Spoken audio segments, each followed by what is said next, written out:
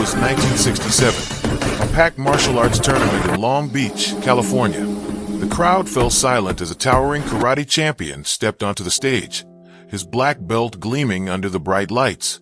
His name was Mike Stone, 6 feet tall, 200 pounds of pure muscle, and the undisputed American karate champion. He pointed toward a smaller man, standing quietly in the corner. "You call yourself a martial artist?" Stone's voice boomed through the arena. "You're just a Hollywood actor playing dress-up. Your so-called kung fu is nothing but fancy dancing for the cameras." The smaller man was Bruce Lee, just 5 feet 7 inches and 140 pounds. But what happened in the next 10 minutes would become legendary. Mike Stone learned the hard way. Never judge a warrior by his size. Before we reveal what happened next, hit that subscribe button and ring the notification bell so you never miss stories of respect, wisdom, and legendary moments like this one who was Mike Stone. Mike Stone wasn't just any fighter. He was America's golden boy of karate. Born in Hawaii, raised with discipline and honor, Stone had won every major tournament from 1963 to 1967. His powerful kicks could break 3 boards stacked together. His punches were measured at speeds that impressed even military combat trainers. Stone represented traditional American karate, formal, structured, and proven in competition after competition. Gyms across the country hung his posters on their walls. Young fighters idolized him. Magazine covers featured his victories. He had every reason to be confident, but that confidence had slowly turned into something else. Arrogance. The rising star from Hong Kong, Bruce Lee had arrived in America just 3 years earlier. He came from Hong Kong with nothing but his skill, his philosophy, and an unshakable belief in a martial art called Wing Chun. While Mike Stone was collecting trophies, Bruce was teaching a different kind of fighting, one based on speed, efficiency, and what he called the style of no style.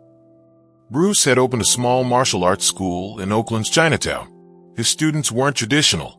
He taught movie stunt coordinators, curious college students, and anyone willing to question the rigid rules of classical martial arts. His approach was revolutionary. Take what works, discard what doesn't, and adapt to every situation. Word spread quickly through the martial arts community. This Chinese immigrant was saying things that challenged everything American karate stood for. He claimed that traditional forms were too rigid. He said that real fighting was about freedom, not following ancient patterns. He even demonstrated techniques that seemed impossible. 1-inch punches that sent grown men flying backward, lightning-fast strikes that arrived before opponents could blink. The traditional martial arts world didn't know what to make of him. The tournament that changed everything, the 1967 Long Beach International Karate Championships, wasn't just another competition. It was where the old guard met the new wave, where tradition faced innovation. Ed Parker, the legendary martial artist who organized the event, had invited Bruce Lee not to compete, but to give a demonstration. That decision angered many competitors. "Why does this movie actor get a special demonstration slot?" they whispered. "He hasn't earned his place here through competition." Mike Stone was one of the loudest critics. In the days leading up to the tournament, he'd been quoted in martial arts magazines. "Bruce Lee is a showman, not a fighter. His techniques might look good on camera, but they wouldn't last 10 seconds in a real match." The media loved the controversy. Headlines appeared: "Traditional karate versus Hollywood kung fu." The tournament attendance doubled. Everyone wanted to see if the Chinese instructor could back up his revolutionary claims. The tension builds. On the morning of the demonstration, Bruce Lee arrived early at the Long Beach Arena. He wore simple black pants and a black shirt. No flashy uniform. No belt rank displayed. He moved quietly through the preparation area, stretching with movements that looked more like a dancer than a fighter. Mike Stone and his team watched from across the room. They laughed among themselves. "Look at him," one black belt said. "He's so small. I could break him with one good kick." Stone nodded. Traditional karate has been proven for centuries. His fancy philosophy means nothing against real power and discipline. What none of them understood was that Bruce Lee had been preparing for this moment his entire life. This wasn't just a demonstration. This was a chance to prove that martial arts could evolve, that ancient wisdom could blend with modern understanding, That size and strength weren't everything. The afternoon session began. Hundreds of spectators filled the arena seats. Judges sat at long tables. Competitors warmed up in designated areas. The energy was electric with anticipation. Ed Parker took the microphone. "Ladies and gentlemen, we have a special demonstration today from an instructor who's bringing a unique perspective to martial arts. Please welcome Bruce Lee." Scattered applause. Some genuine curiosity. Much skepticism. That's when Mike Stone made his move. The public challenge. As Bruce walked toward the demonstration area, Mike Stone stepped forward from the competitor section. His movement was deliberate, calculated to draw maximum attention. The crowd quieted, sensing drama. "Before you start your demonstration," Stone's voice carried across the arena, "I have a question for everyone here." He turned to face the audience, playing to the crowd like a seasoned performer. "How many of you came here to see real martial arts? The kind that's been proven in actual combat?" Cheers erupted from the traditional karate section. Stone continued, his confidence growing. "Because what we're about to see is Hollywood entertainment. Bruce Lee is an actor who teaches actors. His kung fu looks pretty, but it's not practical. It's not what real fighters use." The atmosphere shifted. This wasn't friendly competition anymore. This was a direct challenge to Bruce's credibility, his knowledge, his entire philosophy. Bruce stood still in the center of the demonstration area. His face remained calm, but those who knew him could see the slight tightening around his eyes. This kind of disrespect violated everything he believed about martial arts. The mutual respect between practitioners, the humble pursuit of knowledge, the understanding that fighting wasn't about ego. Ed Parker stepped between them, trying to defuse the situation. "Gentlemen, this is a demonstration, not a debate." "I'm not debating," Stone interrupted. "I'm stating facts. Traditional karate has weight classes, rules, and proven techniques. What does he have? Philosophy. You can't punch someone with philosophy." The crowd was now completely invested. Phones didn't exist in 1967, but newspaper reporters in attendance were scribbling furiously. This confrontation would make headlines across the martial arts world. Bruce's measured response. Bruce Lee finally spoke. His voice was quiet but clear, with that distinctive accent that blended Chinese intonation with American English. "You believe size and strength are the ultimate power. You believe traditional forms are the only truth. You believe I am just an actor." He paused, looking directly at Mike Stone. "You believe many things, but belief without understanding is just another form of blindness." Stone's jaw tightened. "Big words for a small man. Why don't you prove these revolutionary techniques of yours? Step into the ring with me. Real fight. Real contact. Let's see if your philosophy can handle real karate." The challenge was clear. Mike Stone, the champion, was calling out Bruce Lee in front of hundreds of witnesses. The traditional martial arts world held its breath. Ed Parker knew this was a dangerous moment. If Bruce accepted and lost, it would set back the evolution of martial arts by years. If he refused, Stone would claim victory by default, dismissing everything Bruce stood for as cowardice. Bruce looked at Ed, then at Stone, then out at the crowd. "I did not come here to fight you, Mike Stone. I came to demonstrate principles. But if you insist on turning knowledge into combat, I will show you the difference between memorizing techniques and understanding combat." The demonstration that stunned silence. What happened next became martial arts legend. Bruce asked Ed Parker for a volunteer, someone from the traditional karate competitors, someone big and strong. A 6'2" black belt named Bob Baker stepped forward. He outweighed Bruce by 60 pounds and had biceps like small tree trunks. "Assume your strongest stance," Bruce instructed. "Plant your feet. Prepare to receive my strike. Use all your traditional training to resist."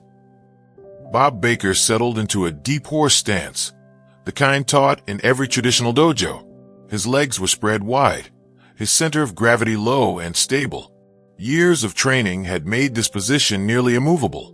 Bruce held up one finger, not a fist, just his index finger extended. "I will place this finger against your chest," Bruce said calmly, "from 1 inch away, and I will move you backward without stepping forward myself."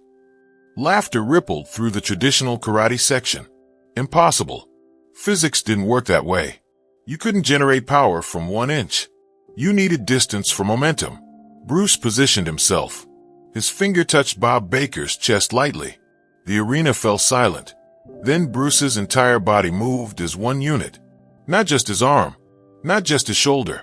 His legs, hips, core, shoulder, arm, and finger aligned in a perfect chain of biomechanical efficiency.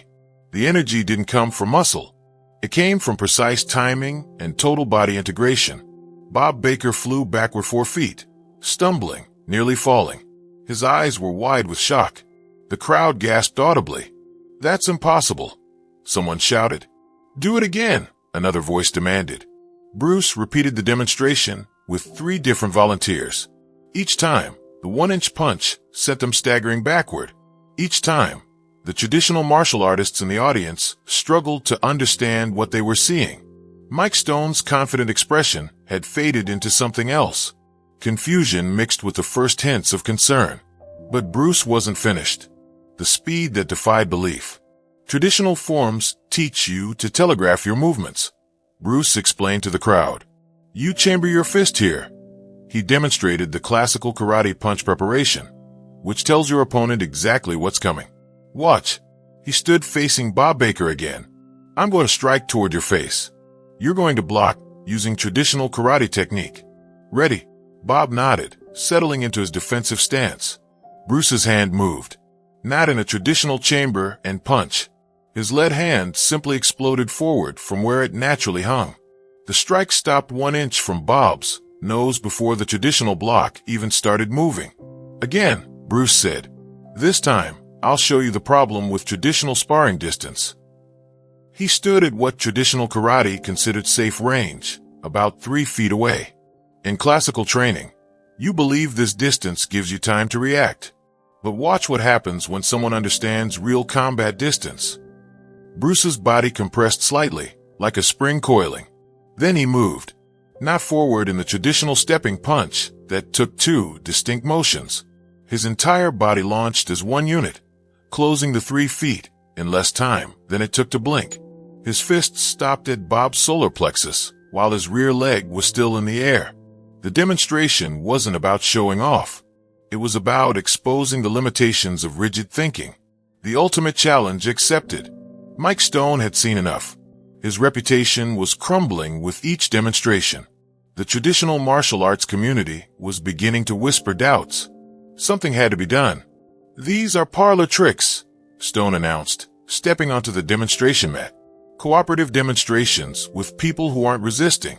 Let's see what happens when you face someone who fights back. The arena fell into complete silence. This was the moment everyone had been anticipating.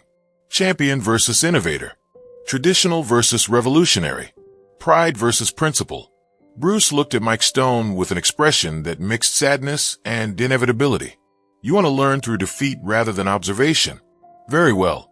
Ed Parker tried one more time to prevent what was coming. Gentlemen, this isn't necessary. It's completely necessary. Stone interrupted. I'm the American karate champion. I've fought the best fighters this country has produced. I'm not going to let some Hollywood instructor diminish everything traditional martial arts represent. Bruce nodded slowly. Light contact only. I will demonstrate control.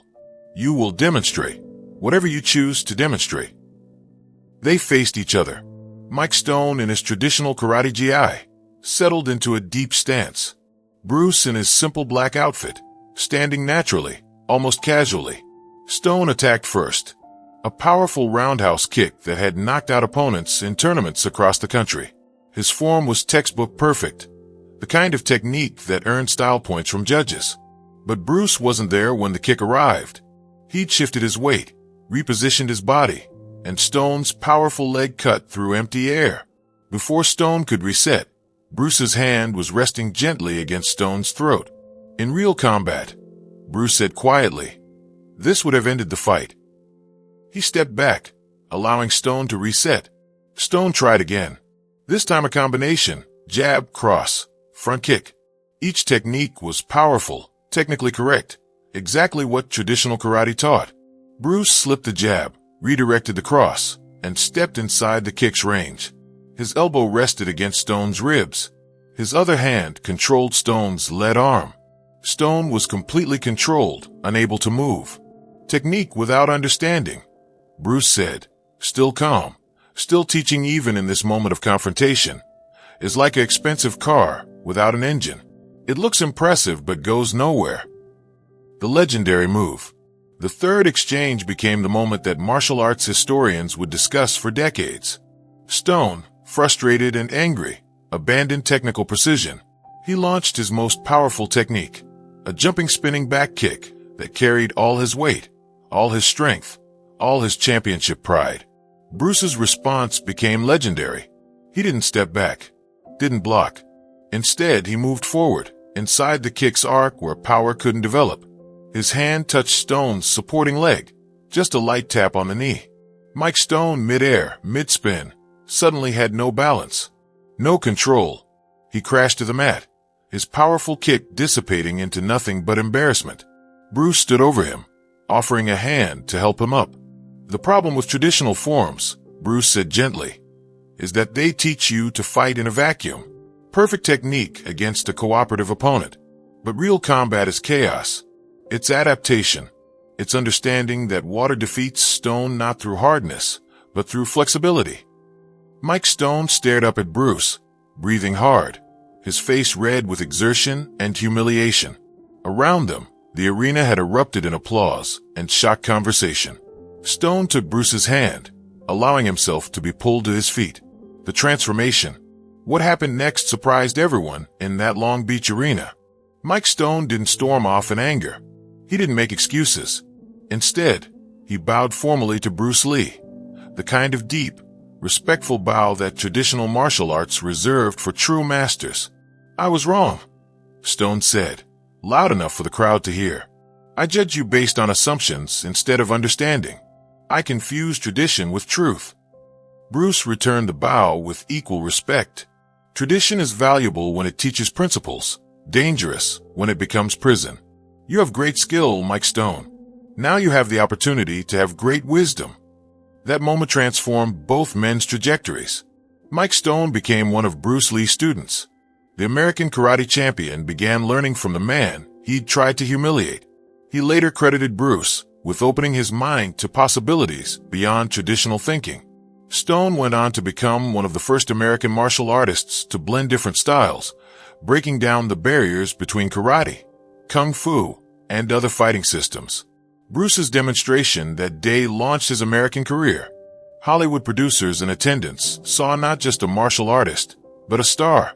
Within months, he was choreographing fight scenes. Within years, he was revolutionizing action cinema.